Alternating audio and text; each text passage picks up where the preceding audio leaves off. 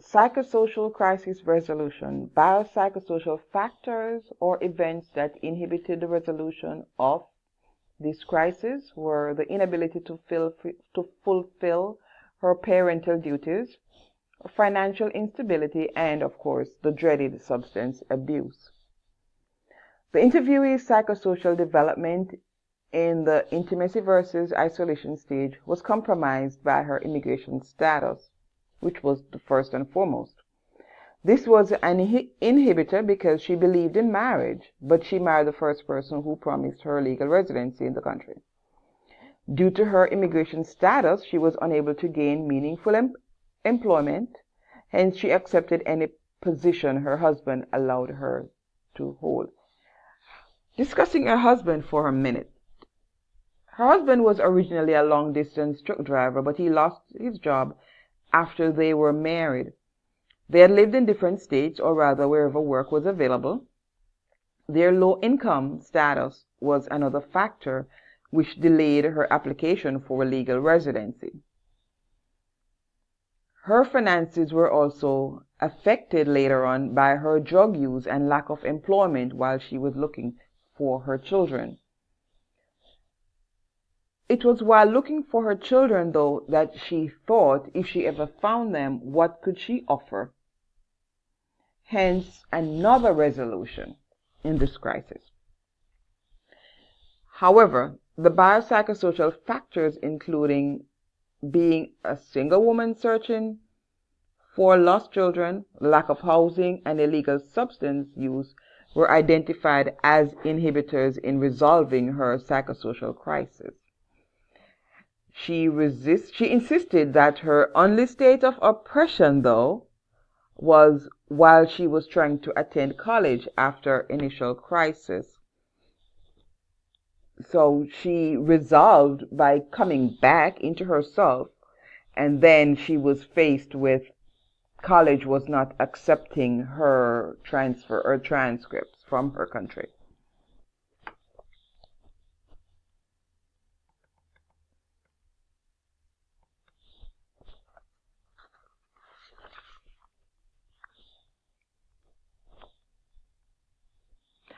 I had the opportunity to interview my participant twice, but eventually agreed to be taped for the second time.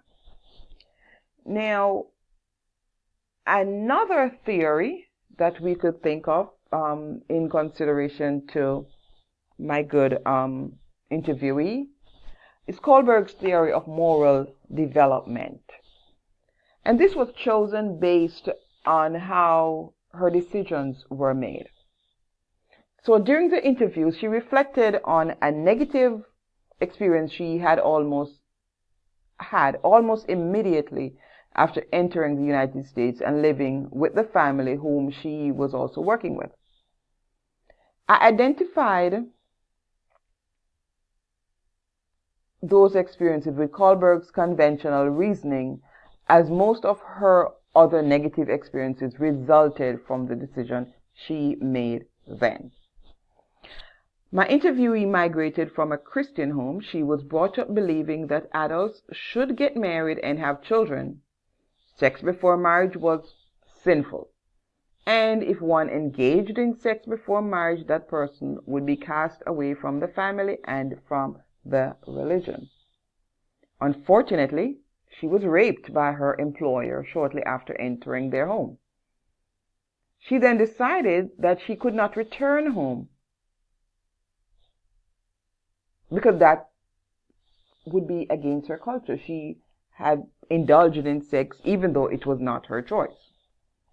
Therefore, marrying someone who had confided in her, who she had confided in, and who would accept her after being raped was easier than returning to her own Christian family, whose opinions was valuable to her. She also stayed in her marriage throughout the abuse because she refused to be criticized or ostracized by her culture. The decision and subsequent action taken to resolve her crisis were also based on moral development and can be identified in Kohlberg's pre-conventional reasoning. Based on her Christian background, she not only reached out to God, but she was completely eliminated. But she has completely eliminated the negative activities as she believed that she has to do the Lord's work. Therefore, she had to lead by her own example. So she had to be right. She could not be punished. Which would not only reduce criticism, but that she would be rewarded by God, her children, her family, and society at large. In my opinion, her entire life was defined by moral development. She indicated that her father died when she was 10 years old and her mother never remarried. Her older siblings who were married had moved from the small house, which had curtains to divide the girls' room from the boys' room. She agreed that she was the first one to leave home unmarried, even though they had lived in a cramped house. And she insisted that if her father were alive, then she could not have left. However, she insisted that theirs was not of feminism, but rather the moral. Again, I identified Kohlberg's moral development in the post-conventional reasoning because she left home. Even though in her culture it wasn't right, she left home believing that the only way she would realize her own dream was to become a doctor, and that was by migrating against her family's, let's say, opinion or laws, as per the post-conventional reasoning.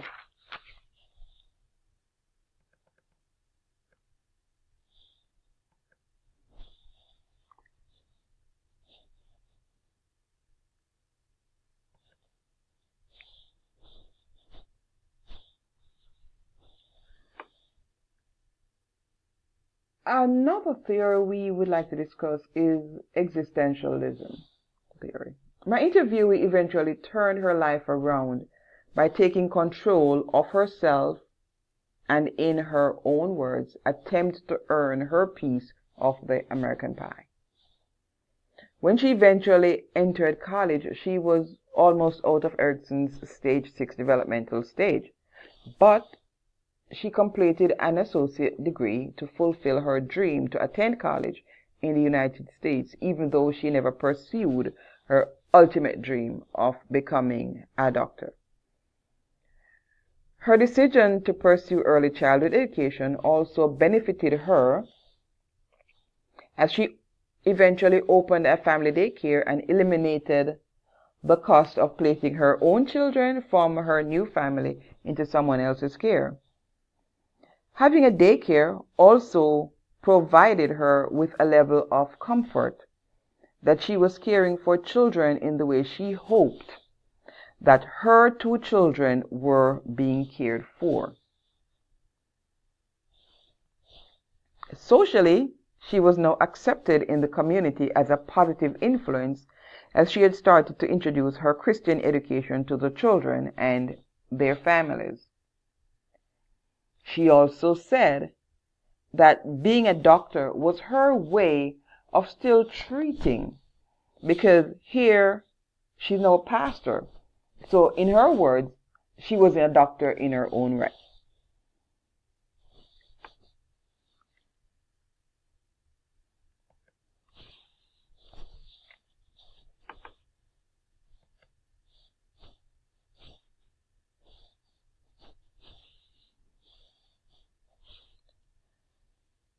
The limitations of existentialism theory is reflected in my interviewee's comment when she explained some of the instances of physical abuse inflicted on her during her marriage. She said she endured the abuse because she believed in her husband and she needed the security of a home, because as an illegal immigrant, her education was not recognized. Therefore, even with a degree in biology, she was not qualified to complete the MCAT and follow her dream to enter medical school. Besides, She felt that at almost 40 years old, she should just settle with whatever was available. Obviously, it took her over 10 years to settle and become naturalized.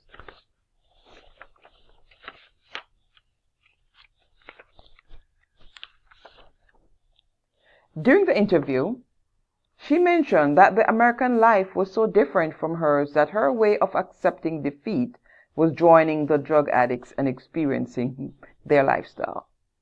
However, during those dark periods, she never searched for employment, never rented an apartment, and she never reached out to her family. According to her, she only agreed to have her voice taped because her name would not be mentioned and none of her family or friends from her home country would hear this tape. Another limitation to existentialism, therefore, is fear, or in my opinion, it is a willingness to exist according to society rules and demands. Incidentally, I see existentialism theory as the foundation of Kohlberg's conventional reasoning, as society dictates the behavior of individuals, hence using this theory.